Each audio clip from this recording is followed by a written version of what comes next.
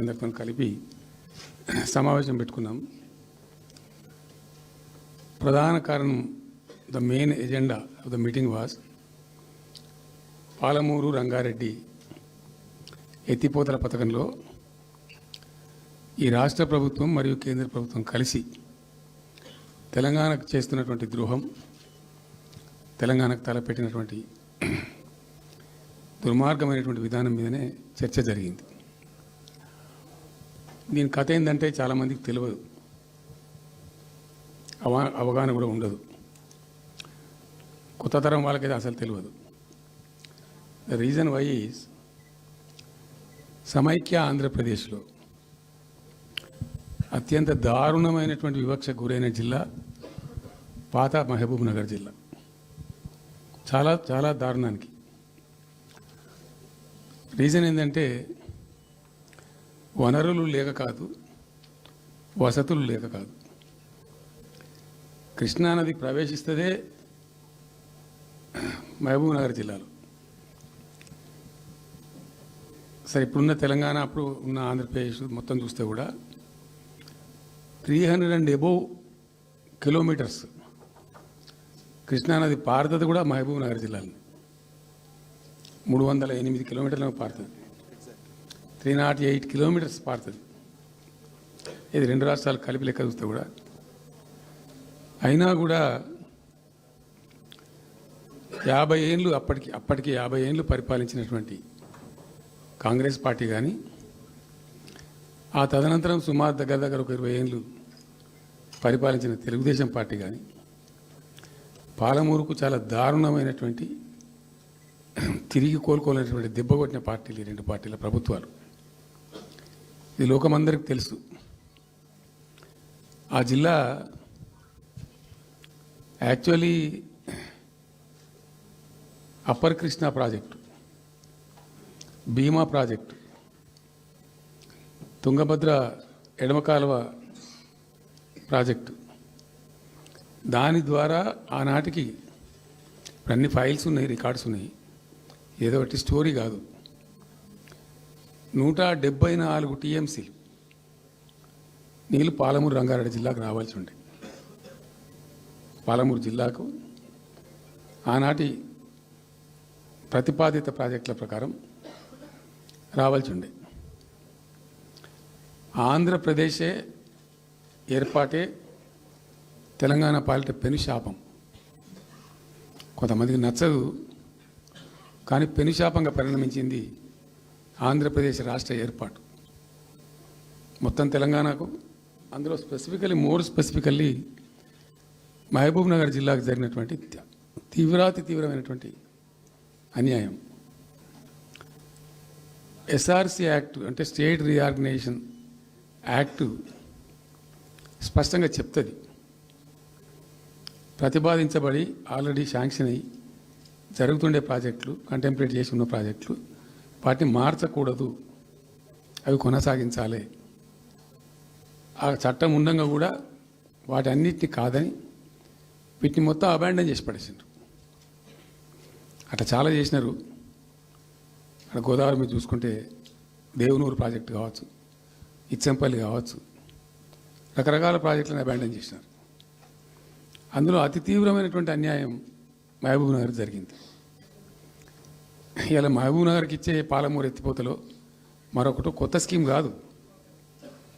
గతంలోనే 174 టీఎంసీలకు ప్రాజెక్టులు రూపకల్పన జరిగి అంత అయింది.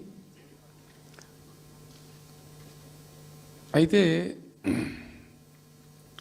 మేము చాలా వాదించినాం.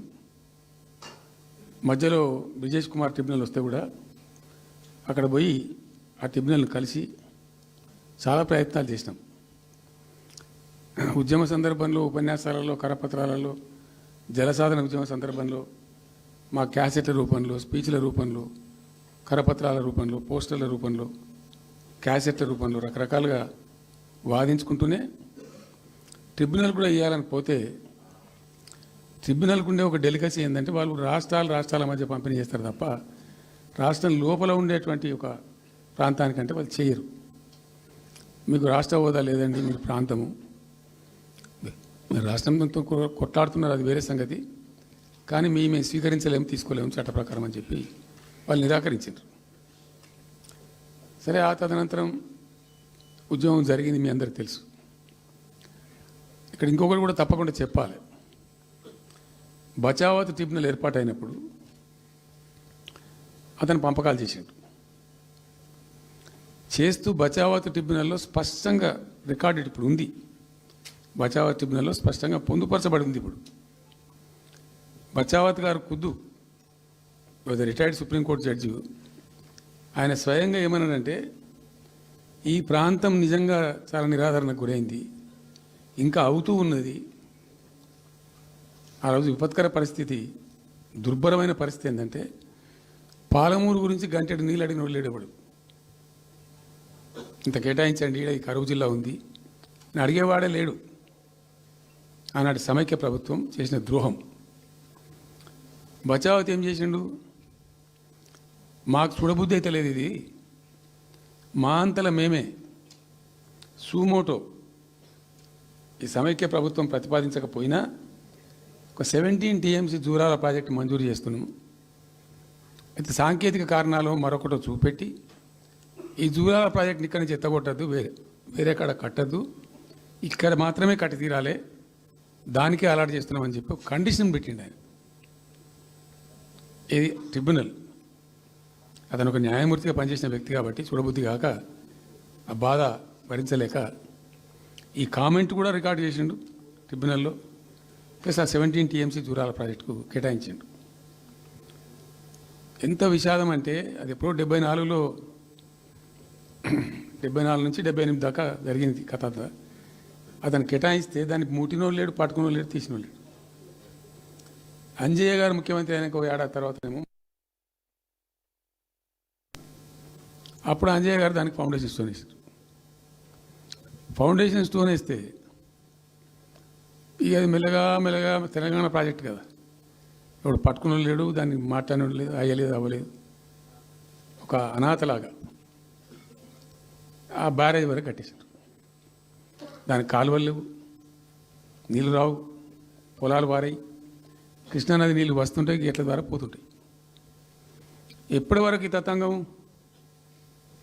తతంగం 2001లో గులాబీ జెండా ఎగిరేదాకా ఇదే తతంగం. ఇంకా విషాదం ఏంటంటే, అప్పుడు ముఖ్యమంత్రి ఉన్న చంద్రబాబు నాయుడు ఆయన మహబూబ్నగర్ జిల్లాను దత్తత తీసుకున్నాడు. ఆయన దత్తతలో ఉండే చేసి నేను అడాప్ట్ చేసుకుంటున్నా ఈ కరువు జిల్లా, దీన్ని అది చేస్తా, ఇది చేస్తా, పొడి చేస్తా అని మాటలు చెప్పి ఇష్టం వచ్చినన్ని పునాదురాలు వేసిండు. కలువ కుర్తి, మన్ను, మశాను, రకరకాల పునాదురాలు వేసుకుంటూ పెట్టు. ఉద్యమ సందర్భంగా నేను చేసే ఉపన్యాసాలలో నేను మాట్లాడేది, ఈ పునాదురాలన్నీ ఎందుకు మనకు పట్క ఏడుస్తానికా, ముడుస్తానికా, ఏం లాభము, ఈ రాళ్ళని కృష్ణానదిలో అడ్డమేస్తూ చెక్కడామని అయితే ఎదురా భయం అనేది నేను నవ్వేది, జనం సప్పట్లు కొట్టేది సభలలో నేను చెప్తుంటే. ఒక్క డ్రాప్ వాటర్ కూడా పొలాలు పారడానికి రాలేదు. తత్ఫలితమైంది net result. What was the net result? Palamuru జిల్లాలో ప్రతి తాలూకా కేంద్రం, అంటే ప్రతి నియోజకవర్గ కేంద్రం నుంచి వలసలు పోవడానికి ప్రజలు ప్రతి బొంబాయి నుంచి bus, Narayanpet Bombay bus, Wanaparthy Bombay bus, ఇంచుమించు అన్ని తాలూకాల నుంచి బొంబాయికి డైరెక్ట్గా బస్సు. ఏం చేస్తారు, ప్రజలు పొట్ట చేత పట్టుకొని వలస పోవాలి, బతకపోవడు తప్ప ఇంకో గతి లేదు. జిల్లా మొత్తం 100% కృష్ణా బేసిన్లో ఉంటుంది. భయంకరమైన కరువు. చివరికి ఆ జిల్లాలో ఉండే అనేక మంది కవులు అనేక పాటలు రాసిండ్రు.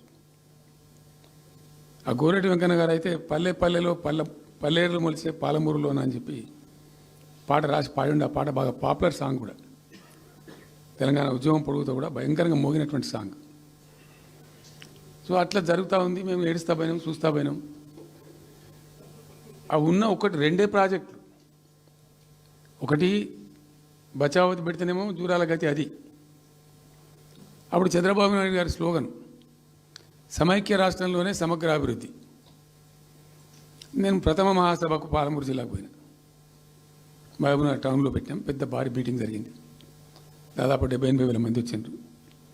ఆ మీటింగ్లో నాకు బాగా కోపం వచ్చి, ఏమయ్యా చంద్రబాబు నాయుడు, అప్పటికి ఏంటంటే కర్ణాటకకి కొంత ముంపు ప్రాంతం ఏమిటి దూరాల ప్రాజెక్టులో ఏంటంటే కొద్ది ముంపు ప్రాంతం కర్ణాటక రాష్ట్రంలో ఉంటుంది. ఒక 13 కోట్ల రూపాయల వరకు కాంపెన్సేషన్ కట్టాల్సి ఉంది. కట్టడు, ₹1 కట్టడు.